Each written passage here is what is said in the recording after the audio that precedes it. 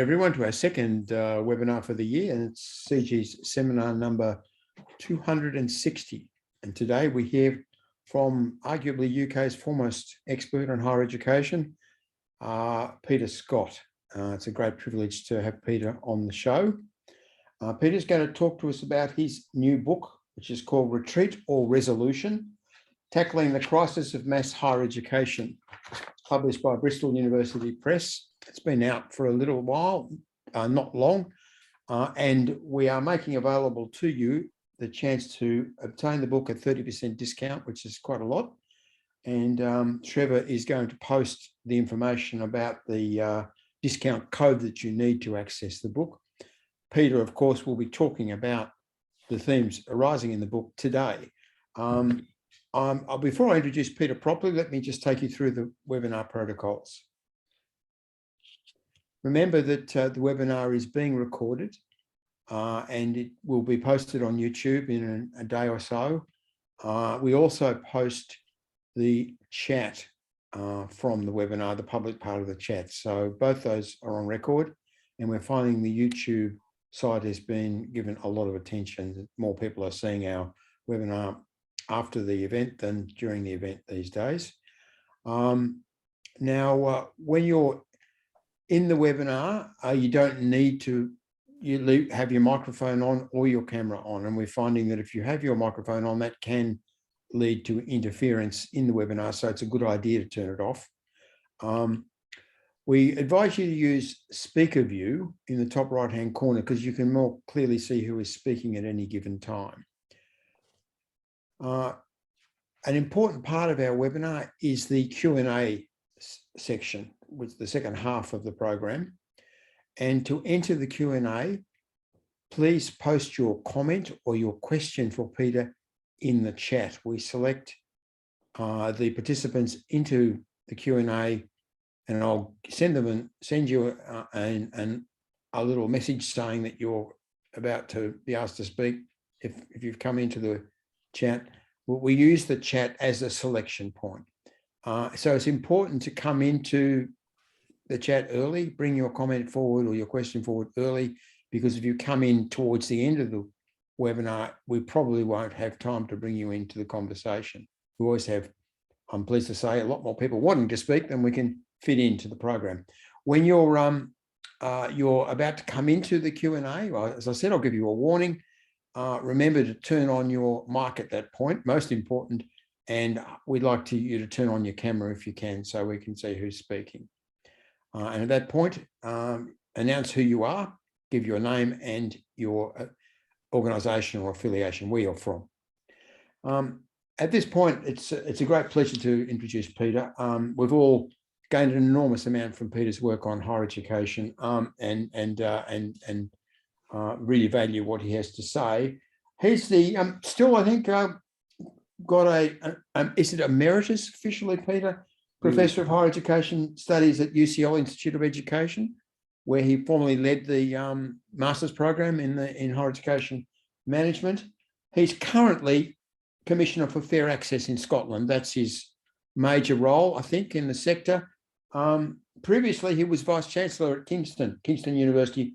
Prior to that, a Pro Vice Chancellor and Professor of Education at the University of Leeds. Further back, the much admired, much read editor of the Times Higher Education Supplement, and in that role influenced many of us, I think, earlier in our careers.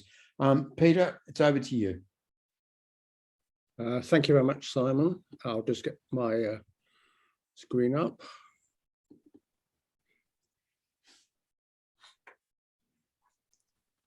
Okay, can everyone see that? Sorry, yes. I've gone too far, of course. But anyway, thank you, Simon. That introduction is much too generous, as always. And thank you, everyone, for taking part. This is the title of my book, and almost immediately I have to make a kind of apology. First of all, crisis is an awfully overused word, so I'm going to have to work quite hard to justify my use of it. And secondly, mass higher education. Well, mass, I think Simon himself would prefer high participation systems now rather than mass systems. maths has an awful lot of baggage, but in a way, I think it's reasonable for me to use it because in a way, I'm talking about some of that baggage. That's just a picture of the nice cover of the book. That's a new building at Kingston University. I thought, out of piety to them, I should give them a bit of a boost on that one. It won the Sterling Prize. Anyway, this is my approach in the book and today in the presentation. The book, I hope, is academic. I hope it's research-based. I mean, I certainly read an awful lot for it, but it also has, I have to admit, dashes of journalism, particularly the more historical bits, because when I was a journalist, in a sense, I was there when some of these things happened, so I experienced it in a kind of different way. But as well as being academic, it's very programmatic. I mean, I put out an agenda for reform. I'm not pretending in any way to be neutral here. A second thing, I've adopted a relatively historical approach, which is not that usual, I think, in higher education studies. And I do so for two reasons. One is, of course, a personal preference, but two more objective reasons. One is that to combat the very ephemeral kind of policy memory that we seem to have nowadays. Things that happened in 2010 seem an awfully long time ago. And once you get back to the Robbins report, well, that's the dark ages.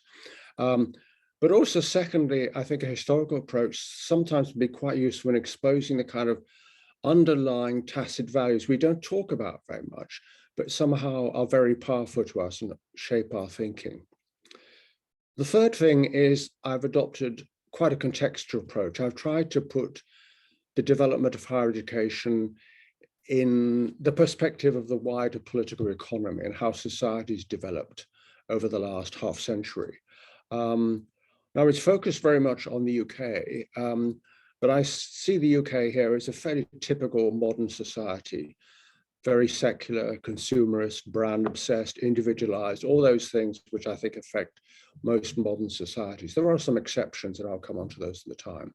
And I adopt a contextual approach because I think higher education is such an important part of what's happened to society in the last half century. And somehow it doesn't always feature that much in the broader surveys, I think, of what's happening in society.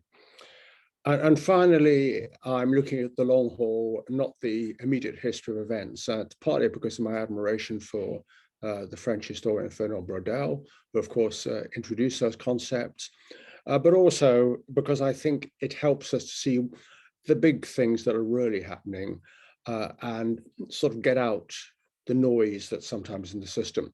So inevitably, I have had to talk a bit about the COVID pandemic and its impact on higher education, particularly on access, which I'm very personally involved in. And I've had to talk a bit about the Auger report and fees and funding thing, but that's very much a kind of secondary thing. Plan of my presentation, well, I'm looking at some of the critiques of mass higher education, and that's back to what I said about baggage. Mass has quite a lot of baggage, and I think there have been various levels of critique of mass higher education, and I'll go through those in turn in a moment. Secondly, as I said, I want to talk about the social context, and in the book I call that post-war to post-millennium. Post-millennium is perhaps a bit out of date, as we're now in the third decade of the 21st century. Then I want to talk briefly, and this is reflected in the book, about the major themes of development in higher education systems over the last 50 years. And there I'm taking quite a kind of helicopter view. I'm trying to sort of get rid of all that noise, the short-term changes and things that are very important at the time, it seems, but in retrospect don't always seem very important, and look at the major developments. And finally, I'm going to come on to my agenda for what I hope is radical change, although I know some people will find it's not sufficiently radical and other people far too radical. So first of all, the critiques, the three layers of critique. I have the feeling that we live in an odd time, that universities and higher education have never been more popular in terms of that they're embedded in the expectations of ordinary people. They want their sons and daughters to have a university education if they didn't. And that's reflected, of course, in the concrete demand we've experienced in recent years. Yet at the same time, in a strange way, universities seem to be on the back foot a lot. We're having to justify ourselves and explain ourselves rather more than you would expect. And there are a number of kind of critiques, I think, that come into that. First of all, the familiar one that higher education, despite the great expansion of recent years, is still essentially a middle-class game. That people from more deprived backgrounds are still effectively excluded, or else for them, it's a very selective system, while for the middle classes, it's become effectively a universal system. Then a rather different perspective, which has quite a resonance at the moment, the idea that universities are somehow domains in which political correctness and woke culture have somehow flourished. And therefore we're in some fundamental, say, unpatriotic. Thirdly, the familiar arguments, which have been discussed in previous CGHE webinars, about graduate underemployment or graduate unemployment. Now, whether that's true or not, I think broadly it's not true. Nevertheless, that's a kind of theme which is part of public and political discourse. Linked to that, I suppose, is the idea that standards dumbing up, standards being increased, too many first-class degrees, etc., combined often with the idea that there are some rather marginal or silly subjects that are now being taught. It's interesting that people who make that kind of criticism are often great believers in the market, and the market determines really what subjects are taught. Then there's the old argument about poor value for money for students and taxpayers, and that has a particular edge, of course, in England, where students are expected to pay high fees, or at least they pay them when they're graduates. And we produced this sort of lose-lose model of high debt for individuals, but also continuing high public spending.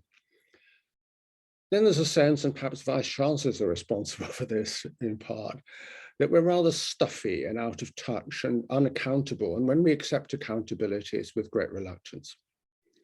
Then a different perspective from the other side, really, that there's a kind of a rise of a managerial class, and these people are certainly overpaid. So those are the kind of things that are said. And I think all of those things contribute to putting university on the back foot.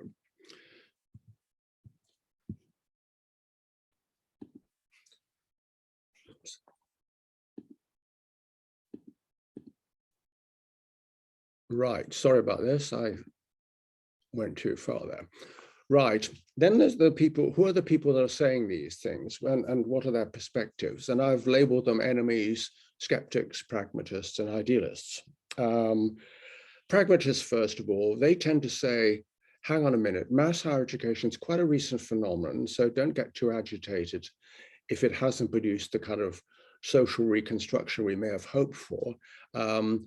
Just wait and see. And there's a lot of truth in that, in the sense that really, certainly here in the UK, mass higher education didn't really arrive in a serious way until the 1990s, which after all was only 25 years ago, a generation ago. Then, of course, the enemies, that very familiar argument that more means worse. It's fascinating that an argument that was seen off, we all thought had been seen off in the 1960s when the Robbins expansion happened, has somehow come back. And combined with that is a sort of associated idea that, well, within all this mass system, we have to preserve the real university. And that's linked, I think, to senses of stratification and hierarchy. Then I think probably the skeptics, they say, well, we've got a mass system, but it's very minimalist, really. It's, we've got the student numbers, but it hasn't really changed very much. We still have a very important hierarchy of institutions, and probably actually we have a sharper hierarchy than perhaps we had in the elite days when there's more of a flexibility. And then finally, the idealists say, well, we've just had the wrong kind of mass higher education. And they see it as a kind of radical revolution that's been betrayed. And I think you go down to a sort of slightly deeper level, a third level, which I hope will begin to justify my use of the term crisis. There are many dimensions of this. I mean, one is a social dimension, the whole issue which I've been talking about, the idea that a revolution deferred or denied, perhaps. The whole issue of access and stratification in terms of unequal chances and unequal success rates. Then also there is a political dimensions, the whole argument about the elites who are now associated rather oddly with graduates, who actually are a mass population nowadays, and the left behind. Now, these are, of course, arbitrary politicized constructs, but nevertheless, I think they have a certain resonance. There is never absolutely clearly a polarization of views in our society, the whole rise of populism, culture wars. Things are pretty turbulent at the moment, and higher education is not always on the right side of that. Then there's a whole series of economic arguments, the kind of choice between kind of criticality, creativity on the one hand, relevance, impact on the other. The idea of clever cities, a good idea, places where with universities, sites of experimentation, but linked with that kind of cold spots, you know, where there's nothing like that happening at all, and associated with the idea of brain drain. In a sense, even within a country, you're taking people from those kind of communities and moving them elsewhere and impoverishing those communities. And then there are a whole series of scientific and intellectual dimensions of this. Science and its enemies. I think we've seen that very much in the pandemic, debates about vaccines and so on, anti-vaxxers and the rest. The idea of elite and insurgent academic cultures, and at some point insurgent cultures can of course become elite cultures quite soon. So there's lots happening there. And a final justification, I think, for talking of it in terms of crisis is that I see this as just one of a kind of series of multiple crises in our society, certainly one of political legitimacy, the rise of right-wing populism, authoritarian regimes, but also within democracies, within liberal democracies, politics often being reduced to kind of 24/7 optics, and that's what it's all about. And somehow cautious, careful policy implementation has to take a back seat. The backlash against the blob was a phrase used by Michael Gove when he was Secretary of State for Education in England. Of course, now he's been promoted, if that's the word, to be Secretary of State for levelling up, whatever that means. But he saw there were a group of experts, leftists on the whole, who dominated public discussion. And of course, they were associated quite strongly with universities. And that's been combined with a more recent phenomenon, that's the extreme proliferation of expertise on social media. I mean, I could guarantee in the next half hour, I could get some sort of evidence, some quotes, expert support, almost any point of view I wanted. Increasing inequality in societies, in rich societies, but also between rich and poor countries. And we see that literally washing up on our shores, but also within poor countries, between extremely wealthy elites and people that are incredibly poor. Then a shift of a crisis of social cohesion and solidarity. We live in inevitably a highly individualistic culture. Some people call it a speculative culture, not just in financial terms. There's quite a literature about that. But that's produced its own strains. And then, of course, there are the cumulative environmental shocks. And higher education, of course, is implicated in many of these other crises. It's implicated in terms that it's the source of many of the disruptive technologies which have produced some of the negative effects in terms of employment. It's also implicated deeply in the remaking of class structures, or perhaps the solidification of class structures. Anyway, that's my justification for talking about crisis. You may not believe me, I probably haven't convinced you. The next bit in the book is looking at the context, the wider context. And as I said earlier, this is essentially, the book is too much about the UK. There is a chapter which looks outside, but I've treated the UK, I hope, as a kind of a case study of a kind of modern society. And I cover the 1960s to the 2020s, so a period of 60 years. Now, some of this is very obvious, but I'll just go through this briefly. But the growth of multicultural societies, and particularly, of course, the gender revolution, and now the gender identity revolution, you can call it, that's really reshaped societies. Deindustrialization, services, globalization, what we were quite agitated about in the 1980s and 1990s, but is still going on and is intensified. The decline of class identifiers, people identify themselves in terms of their social class, or at least their social situation. The rise of new social movements, much more ephemeral, much more tied up with kind of almost given, not given, but chosen senses of identity. I mentioned earlier social solidarity to kind of market individualism, overdrawn that. I mean, obviously, there's still great reservoirs of solidarity in our societies, but nevertheless, it has been to some extent quite radically modified by the focus on individualism. This is perhaps a particularly UK development, although I think you do see this in other countries as well. The centralization of power at the national level and the erosion of balancing institutions. So trade unions, local democracy, local government, perhaps even universities as sort of more autonomous institutions have all in a way been subordinated to the central powers.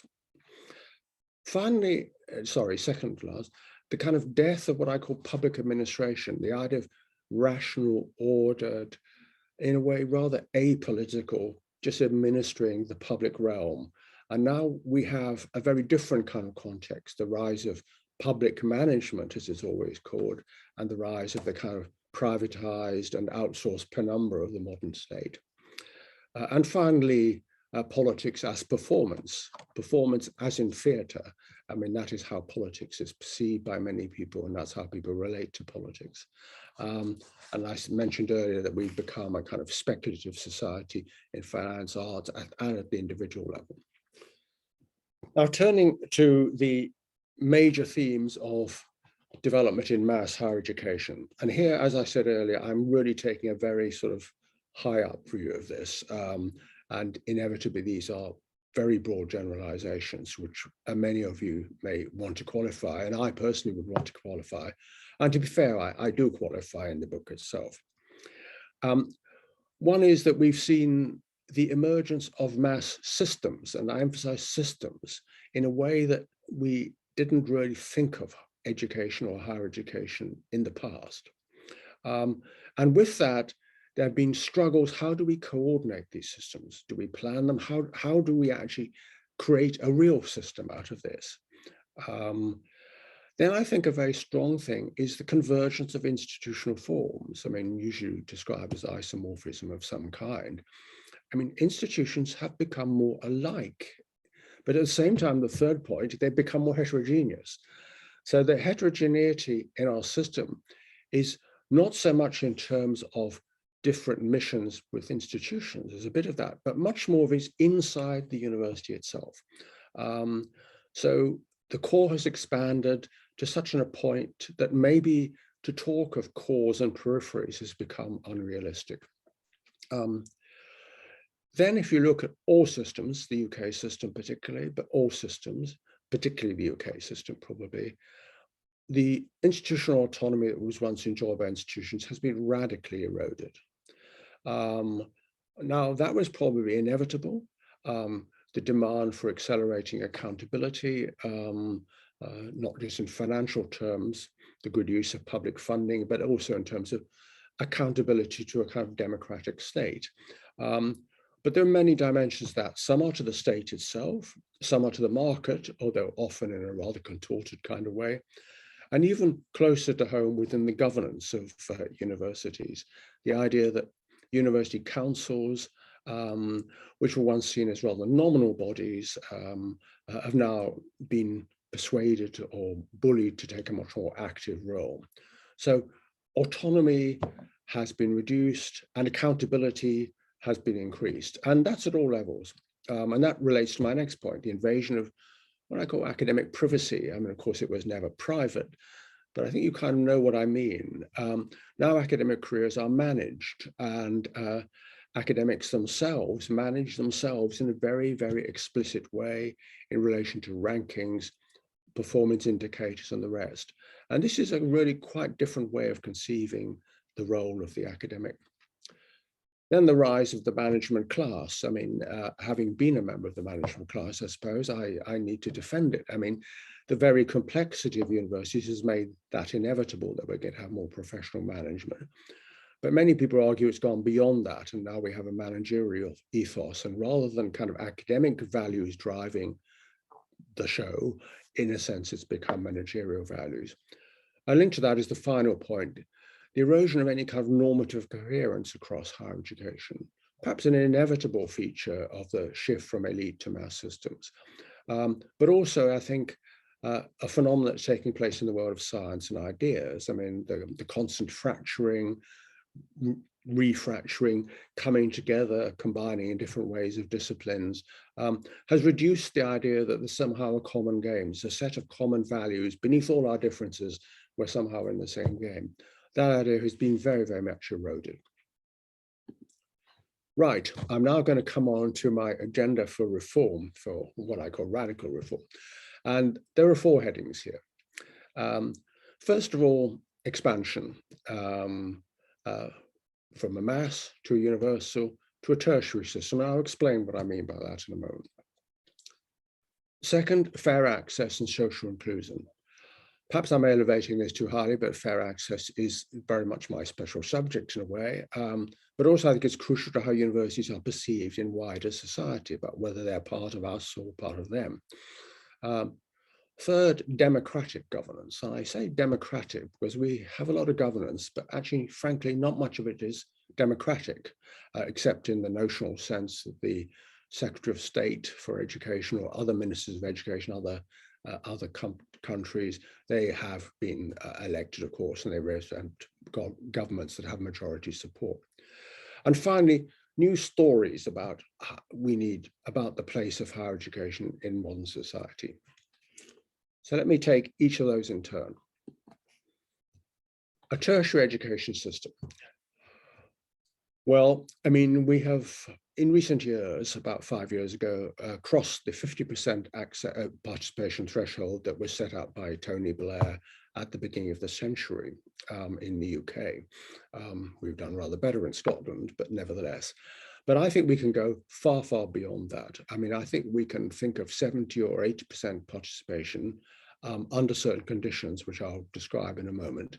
And I think that has the advantage, a point I alluded to a moment ago, that higher education then it becomes much, much more difficult to see higher education as a kind of middle-class game or a game of elites or for people that are privileged, and many, many people are excluded from it.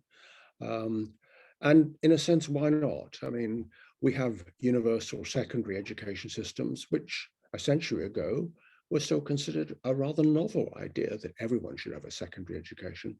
Why shouldn't we have the same perspective on tertiary education, stroke higher education? And in a way, phrase mass higher education, still more universal higher education, there's almost a sort of contradiction, a tension within that phrase, because universal does imply it's for everyone. But higher education, it's higher, it's simply for those who are qualified. Now, definitions for who's qualified shift over time, become more generous, but there's still a tension there. If we're actually thinking of a system, a post-school system, a tertiary system, however you want to describe it, that is available for everyone, we have to think in terms of different ways about qualification. Then maybe we need to go back to some of the ideas that were sort of pioneered way, way back at the beginning of this period in the 1960s. The learning society, lifelong learning story hanging on, but has a rather jaded feel about it nowadays. More recently, the idea of the learner journey, that you're looking at people's experiences of education, training, work, life in the whole. We need, I think, to be able to develop visions which are more correspond better to that and describe that better. Fourth, it's absolutely important that we have a lot of articulation, that you can actually move very easily between these various institutions. So in a sense, that dissolves the differences between higher education, further education, technical education, which to some extent have been fairly arbitrary. I discuss that in the book, just as the great distinction that's often drawn between academic education and vocational education is actually, the more you drill down to it, increasingly meaningless. But it's still represented in terms of policy, and it's represented and encoded in terms of social status, and so on. So we need to be able to break that down, and we have to do it in a much more systematic way. Just an aside, up in Scotland, one of the issues is articulation, in the sense that people who've done higher nationals, they still basically have higher nationals up in Scotland, 2-year technician level qualifications. How much credit they should be given when they move to a degree program. And universities on the whole have been quite reluctant to move on that because these are sort of, in their terms, different kind of people. Now we have to break away from that, I think, and see everyone in the same terms. And I mentioned higher education, further education, technical education, adult education, whatever, being to some extent arbitrary categories that are now dissolving like, you know, sugar cubes in a glass of hot water. But it goes beyond that. I mean, I think some of the distinctions you make between learning in formal institutions as opposed to work-based learning or community learning. Community learning, I think, really we need to try and encourage a great renaissance of. That also needs to be resolved within a tertiary education system. My second thing is my agenda is fair access and social inclusion.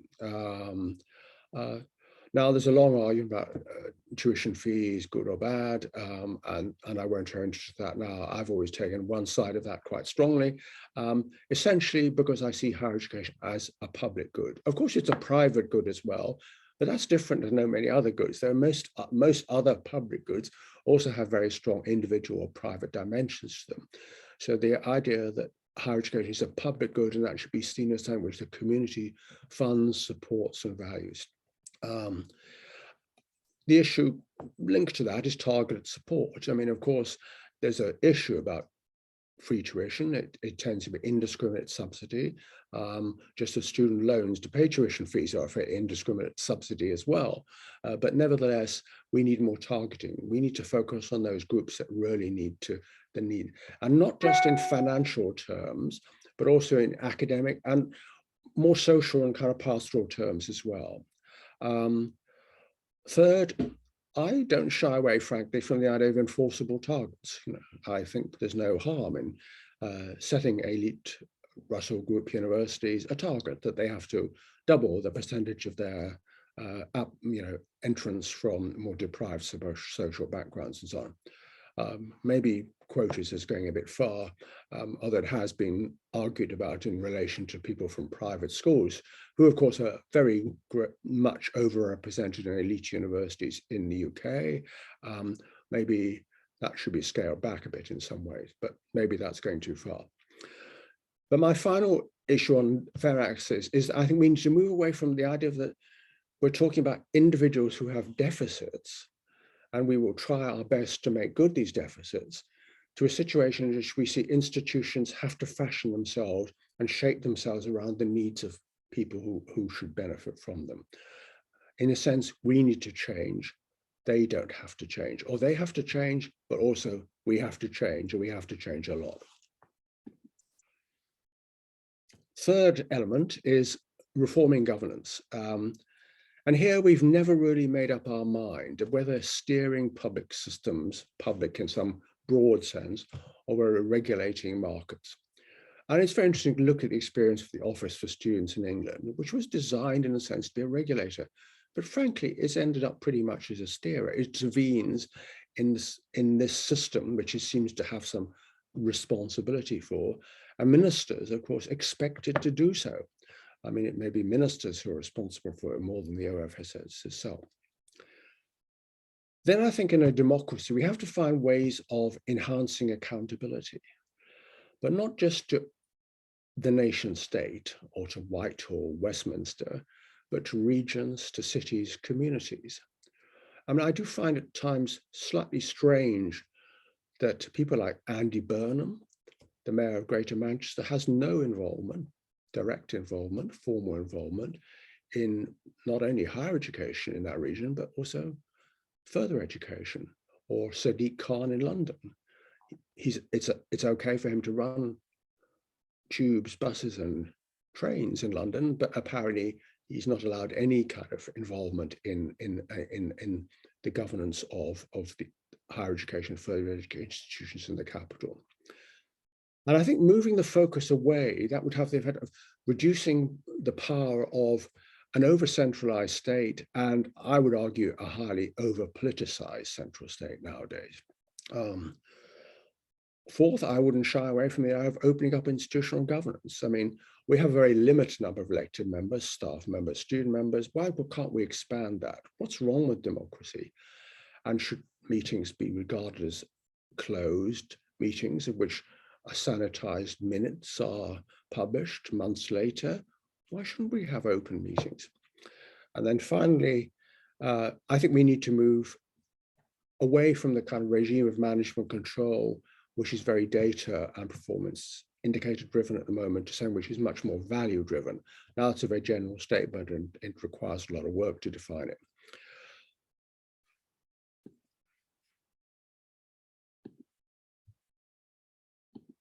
Right, and this is my final slide, you'll be pleased to know. I think we need to try and construct some new stories about higher education. Not everyone will agree with this.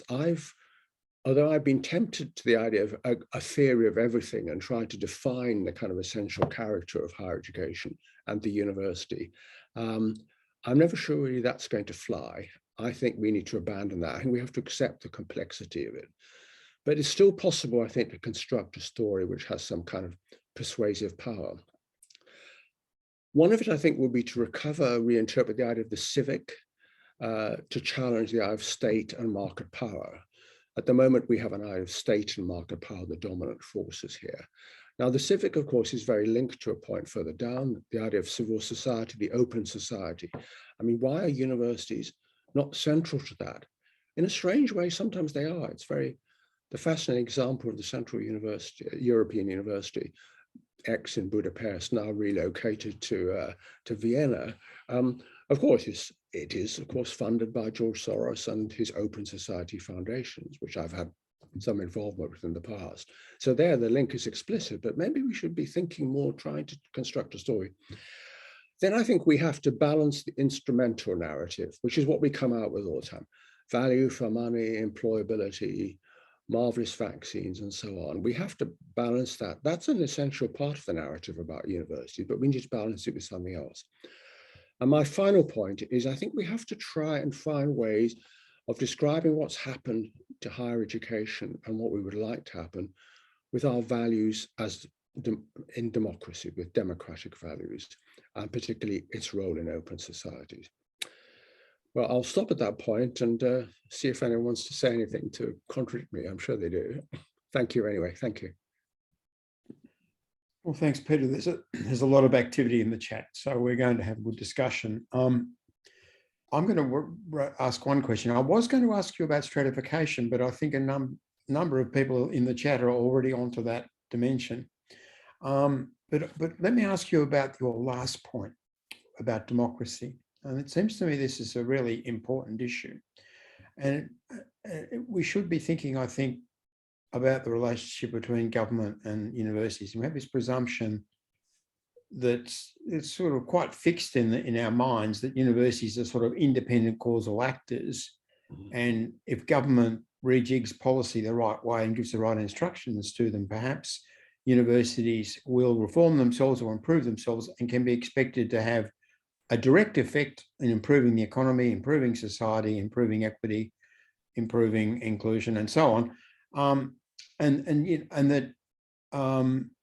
That universities can be expected to do that without any necessary change going on anywhere else. Universities alone are enough to do these things. Now, I just wonder whether that's a useful way of thinking and whether that's getting us very far. I mean, in the sense that, firstly, universities, for their effectiveness, depend on relationships with other social sectors, the economy, the civic space, the cities, and so on, and social groups, of course. And in other words, they're kind of partners rather than direct causal agents. But the other point is that we don't put government under much scrutiny in this process at all. And my sense is that, I mean, I think everything you've said about the crisis is defensible, you know, that you've really given us a rich picture, and it's, I think, arguably, we can observe that picture that you're talking about. It makes sense to me. But I think that the crisis of democracy seems to me more fundamental than what we're going through. And democracy has taken a different turn in the last decade alone. Particularly, I mean, there's David Runciman argument, the role of social media, the way it's emptied out serious policy conversation, the way that everything's now in terms of short-termism, affect, and the mustering of of likes and dislikes on social media, rather than the kind of protracted, sensible, rational process of making policy, changing policy, arguing it through, in party meetings, in public spaces, in the media, getting a sea change, seeing the shift occur, government responding in a responsible manner to issues as they arise, and so on, and some sort of kind of connection between what's in the public space, what's in the democratic space, and what is done by government, it's what it addresses and what its discourse is about. All of that seems to be fragmented or crumbling or disappeared. And we've got a different kind of performative environment. I mean, you probably saw the film Don't Look Up. It's a magnificent explanation of American politics in the age of social media. You get this trivialization and the break between, policy, discussion, democracy, and instrumental changes, and is very evident there. So now my question is this: we talk about government pushing universities in certain directions. Can universities contribute to the necessary change in democracy? Are we agents here that can usefully address this crisis in democratic politics and the nature of public communication and discussion? Because we are major public actors. Yeah, well, there's lots of points there, Simon. I mean, take your first point first. I mean, certainly universities are part of a wider social and economic system. So to imagine that the university can fix lots of things by themselves is unrealistic. I mean, the most obvious example is the debate about graduate employment. I mean, somehow we don't look at the nature of the labour market. Universities can somehow just get more people into graduate jobs in a very, very simplistic way. In another area, in a similar area, I guess in relation to access and what we should do to promote wider participation. One view, universities clearly can't do all of that, but equally universities can't wait until schools somehow fix it for them, because schools won't fix it for them, because again, it's part of a kind of unequal power structures and so on. So absolutely right, universities need to see themselves and operate in the context of being part of a wider social and economic structure, which is why I devote quite a lot of time to that in my book. The specific point about democracy, well, I guess that relates to the idea that academics have significant roles as public intellectuals. And that's something which I think in the UK, we have to some extent shied away from. I mean, there are many, many examples. But nevertheless, it's something we're not terribly comfortable with, because there's a feeling that universities shouldn't intrude onto the political space. Well, maybe we should be actually more ambitious in that respect. The point about social media, of course, people, if you look at the situation of the pandemic, I've occasionally got to the point where I just think there've always been too many professors giving their projections on TV and being quoted in newspapers. Universities have somehow been over-involved, or it's come across in that sense, particularly when, of course, they don't agree. So when academics who are used to debating within their own academic discipline somehow then move into a wider public sphere, they don't always actually kind of somehow get it right. I think those are fundamental questions you ask, Simon, and you're right. I mean, you could argue that our democracy is broke. I mean, who could have imagined that a mob would try and storm the US Capitol? Who could imagine Brexit? Who could imagine many things, but they've all happened. I mean, some of them can be fixed. I mean, we have a pretty weird voting system in the UK. I think having more sensible one would almost immediately resolve it. Perhaps just having a circular debating chamber would help. Just little things like that, getting rid of the House of Lords. There's quite a few things that can be done, but I think we're straying off the topic of higher education here. Yeah. Well, yeah, well answered, Peter. I'm going to bring in Adam Matthews because he's got a question about you, which is a little bit different to the other questions in the chat. But after that, we'll bring people in batches because we've got a line of 11 people waiting to speak. Adam, you've got the first question by yourself. Thanks, Simon. Hi, Peter. Thanks for the talk. I really enjoyed that. For everyone else, the book is 50% off on the publisher's website as well. So you might want to get in a bit early and get that.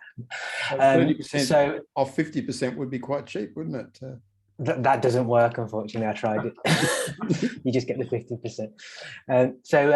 Yeah, I agree that we need to be a little more creative and imaginative about the idea and practice of being a university.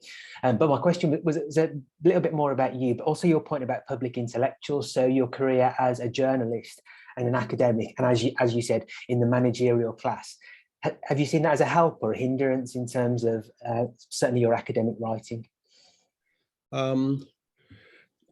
Well, being a journalist has certainly helped. I mean, in terms of just simply writing. I mean, I've never really suffered from writer's block because that's not an option if you've been a journalist. Fluency in terms of writing has been something I've inherited from my journalistic past. I have reflected quite a lot on different roles, being an academic and then being a vice chancellor, and then being a member of a funding council board, and then actually briefly being a chair of a university council. And it's fascinating to see all the different perspectives on this, and you see yourself, your previous experience in quite different lights. So I guess in some way it has a cumulative effect, and perhaps it's an illuminating one, but I wouldn't make any great claims, no. I'd like to bring in David Mills at this point, and also following David, we'll ask Leo Van Cleef to ask his question too. David. Great, thanks, Peter. Just two, if I may, really quickly. First of all, if I was in the earlier 1980s now, would that crisis of funding cuts seem more of a crisis than a crisis that sometimes seems manufactured by the right in an attack on the universities at the moment?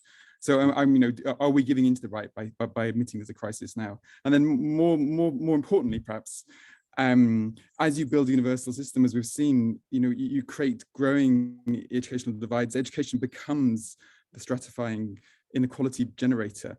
Is that a problem? And how do we resolve that? Thanks. Hold your answer, Peter. Leo Van Cleef. Good morning. I suppose related to the previous question, my experience is mostly from the US, but in thinking about massification, is it possible that the system as a whole is mass, but in fact, the real university, those at the top of the league tables, along with the social division that they imply, are preserved then? I guess, in other words, does the presence of lower ranked institutions allow for the preservation of what you called the real university? Thank you. Peter. Okay, do you want me to? Both of them? Yeah. Yeah, okay, I'll have a go at that. Of course, you can always kind of overtalk the idea of crisis, and that's why we started on an apologetic note. And we've always perceived that. But I think if you look at some of the long-term trends, for instance, in the erosion of university autonomy, this is a long-term trend, and experiences in the 1980s, which were considered absolutely awful or intrusive, will now be considered as quite normal and quite acceptable. So there is a direction of travel here, and that's just one example. Higher education is a generator of inequality. Well, of course, that's a very big debate, and I think there we have to consider the whole the principle and concepts of meritocracy and what's really happening there. Because universities, of course, have been quite powerful engines of creating meritocracies, not always merited, but you know what I mean. And inevitably, some people get left behind. And that's why I think we, in a sense, have to push expansion really fast so that we actually don't have this concept that there's a kind of graduate elite, however extended, and people who are left behind in some way. Now, of course, you have to be really, really careful, particularly if you're making comparisons over a reasonably long historical period, because, of course, what constitutes the middle class in 2020 is completely different from what constituted the middle class in 1960. And part of the reason for it being different, I mean, there are lots of reasons to do with changing the occupational structure and so on, and industrial structures and so on. But also part of the reason, of course, has been the advance in education, and a very prominent part of that has been the advance of higher education. The second question, yes, I mean, I think there is a strong sense that if you're a sensible leader of an elite university, you should support mass higher education, because actually it has had the effect to some extent of preserving your status. I mean, within the hierarchy, but also it's taken some of the pressure off, frankly. I mean, when there were really just a few elite universities and they had extremely unequal social bases, there was significant pressure on them to actually do something about that. But now it's always open to say, well, it could be done somewhere else in the system. You know, other places are better suited to deal with those kind of students, and we'll stick to our traditional clientele. That's why, frankly, I think you have to be pretty tough with elite universities when it comes to fair access. Thanks, Peter. Now I'd like to bring in 3 people, which is, I know, putting you under pressure, Peter. I do apologise for that, but there's a lot of interest in this webinar. Penny Welsh will be first, followed by Elaine Unterhalter, and then Helen Carasso. So first, Penny. Penny. Hello, Penny Welsh. Yeah. You're on mute, I think. Yeah. Right, sorry. My experience of teaching at Wolverhampton for more than 40 years is that however socially progressive university leaderships may be, then they're obliged to act in instrumental ways.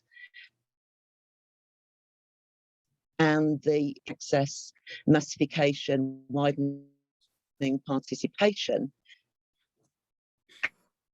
happened, it was deemed to be in the interests of university leaderships. I'm thinking of the 1980s and into the mid-1990s. And without that conjunction of interests, then as we're talking about, are going to be very hard to achieve.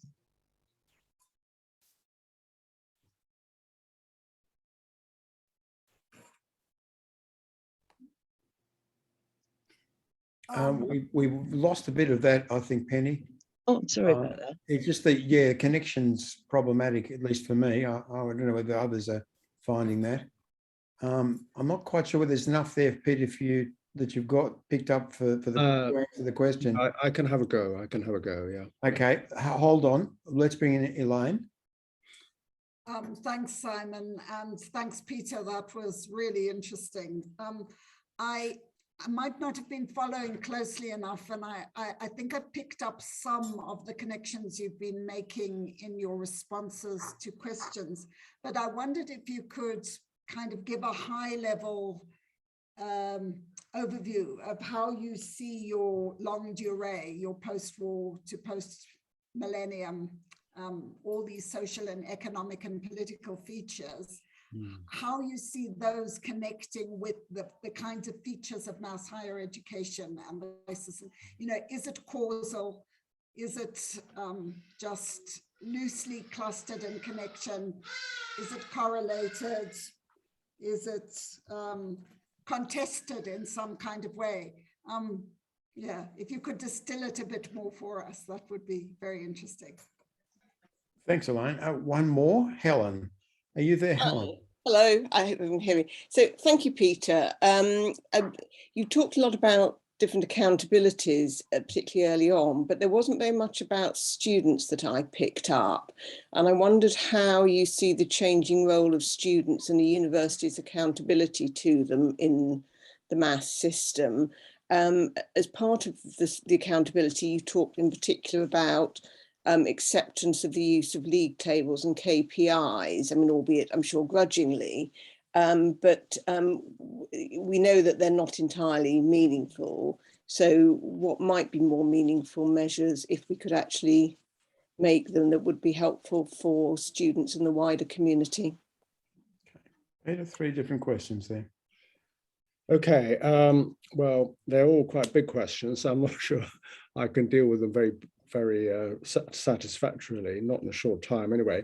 I didn't pick up all Penny's points, but it's certainly true that, I mean, that university leaders in practice are forced to act in fairly highly instrumental ways in relation to everything, but also in relation to widening access. I mean, to put it at its simplest, if you're in one kind of university, widening access is core business. You need to get the students in, so you have to believe in it. In another university, it's something which is more of a distraction. You have to do new things and disrupt your current approaches.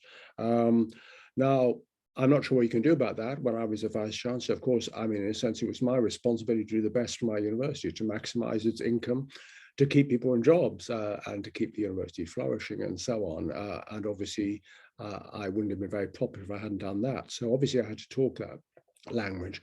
But my final point was, the final slide was that I think we have to find a kind of a language that moderates that highly instrumental view of universities.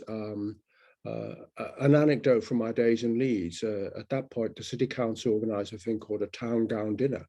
And I can still remember one occasion when the vice chancellors of two universities in Leeds, well, there are more now, but there were two then, both talked the language of economic multiplier effects, jobs created, et cetera, innovation and so on. And the leader of the city council talked a completely different language. He thought he wanted to see Leeds as a city of culture, et cetera, and ideas. And it was an interesting experience to see those kind of contrasts. Now, university leaders don't talk that language very much. Elaine's, I think, is a really, really difficult question to provide an overview in a short space of time. And I'm not sure what I can really usefully say. I guess, it's easy, I think, to become addicted on catastrophe, to feel that things are getting worse all the time. I mean, in many respects, the expansion of higher education has been an incredible social achievement, and we need to value that. And I think it can go on being a great achievement. And in a sense, that's why I think we should push further. I mean, we need to push further, not to retreat. And that would apply probably to society for all the kind of, toxic elements in our political life and so on, and insecurity in society. I still think in many ways, we have the basis for creating a good society. But if we want to create the basis of a good society, perhaps we have to talk about a good society a bit more, what it might look like. Helen's point about students, well, I certainly, I think students ultimately are what universities are there for, certainly in terms of their teaching. Without students, but I'm not sure the kind of quasi-contractual terms into which we are now trying to define the relationship between students and universities works very well. And it's interesting that students themselves don't necessarily welcome that kind of relationship.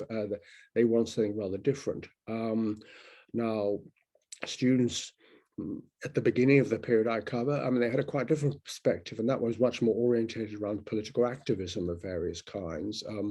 And students are very politically active, but in different arenas, not within the university. So the university itself has ceased to be a kind of contested political space. And although it was very annoying, particularly for kind of senior academics and vice chancellors, it nevertheless had a kind of value. It produced a kind of energy, which I think created a new kinds of things. So I think students, the universities certainly are accountable to students, but not in a kind of formulaic, quasi-contractual kind of way. I don't think that helps. The relationship a university has with its student is quite different from the relationship it has with the research funder, for example. Thanks, Peter. I think we usually go to about 5 past, so I think we can squeeze in a couple more questions. I'm going to invite Ian McNay, Paul Ashwin and Danielle Cantini at this point, and apologise sincerely to Maria and Disha. I don't think we're going to be able to bring you in as well. So Ian, come in, and can you be fairly brief, questioners at this stage? Yes, basically it wasn't particularly a question. It was more a comment. I went up to university in 1963, so I've lived through Peter's longue durée, as has he. And by and large, I think we're in a better state now than we were then. My concern has been what he calls this isomorphism, and yet the internal diversity.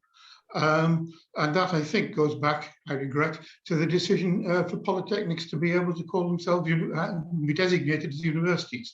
And that changed the expectations and reduced the diversity of mission that they could pursue.